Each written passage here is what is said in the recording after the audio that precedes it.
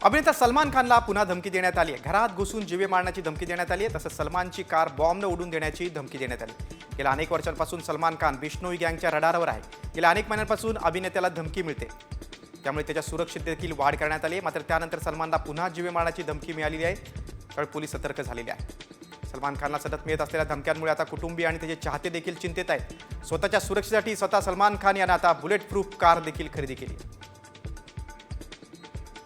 मार्च 2023 मध्ये सलमानच्या कार्यालयात गोल्डी ब्राडच्या नावानं धमकीचा ईमेल आला होता.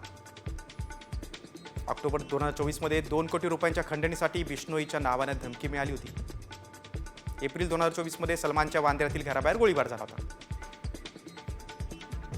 काल वरळी येथील ट्रॅफिक कंट्रोलच्या व्हॉट्सअप नंबरवर अभिनेता श्री सलमान खान यांच्याविषयी धमकीचा मेसेज आला होता.